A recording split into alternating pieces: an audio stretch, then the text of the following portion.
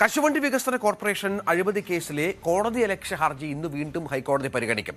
പ്രതികളെ പ്രോസിക്യൂട്ട് ചെയ്യാൻ അനുമതി നൽകുന്ന പുതുക്കിയ ഉത്തരവ് ഇന്ന് ഹാജരാക്കും. INTUC നേതാവ് R ചന്ദ്രശേഖരൻ അടക്കമുള്ള പ്രതികളെ പ്രോസിക്യൂട്ട് ചെയ്യാൻ അനുമതി നൽകിക്കൊണ്ടുള്ള സർക്കാർ ഉത്തരവ് കോടതിയിൽ ഹാജരാക്കും. സുപ്രീം കോടതിയെ സമീപിക്കാനുള്ള സർക്കാരിന്റെ അവകാശം നിലനിർത്തിക്കൊണ്ടാണ് നിലവിൽ പ്രോസിക്യൂഷൻ അനുമതി എന്നാണ് മനസ്സിലാക്കേണ്ടത്.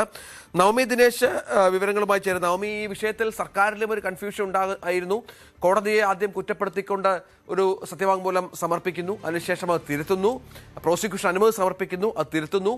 ഇപ്പോൾ അത് ഹാജരാക്കാൻ പോവുകയാണ്. കോടതിയുടെ ഭാഗത്ത് നിന്ന് പ്രതീക്ഷിക്കണം. നിശിതമായ വിമർശനം ഉയർന്നതിനെ തുടർന്നാണ് ഒരു നടപടിക്കെങ്കിലും സർക്കാർ തയ്യാറായത്.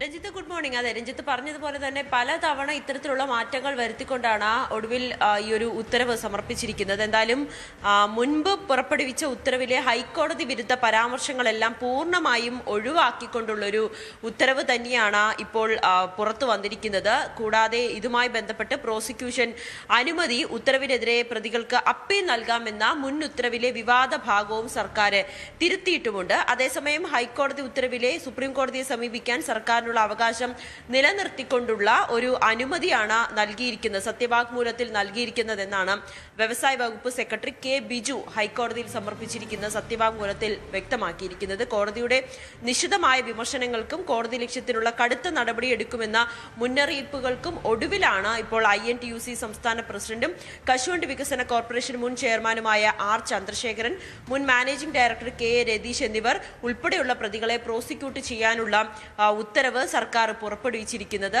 നേരത്തെ കേസ് പരിഗണിച്ചപ്പോൾ ഉത്തരവിന്റെ പകർപ്പ് ഹാജരാക്കുവാനായി സർക്കാരിന് ജസ്റ്റിസ് A. ബദറുദ്ദീന്റെ ബെഞ്ച് 2 ദിവസത്തെ സാവകാശം അനുവദിക്കുകയും ചെയ്തിരുന്നു. എന്തായാലും ഇതിനൊക്കെ ഒടുവിലാണ് ഇപ്പോൾ ഈ ഉത്തരവ് പുറപ്പെടുവിച്ചിരിക്കുന്നത്. എന്തായാലും പ്രോസിക്യൂഷൻ അനുമതി നൽകിയിരിക്കുന്ന സാഹചര്യത്തിൽ ചന്ദ്രശേഖരൻ അടക്കമുള്ള പ്രതികളെ കോടതിയിൽ വിചാരണ നേരിടേണ്ടി വരിക തന്നെ ചെയ്യും.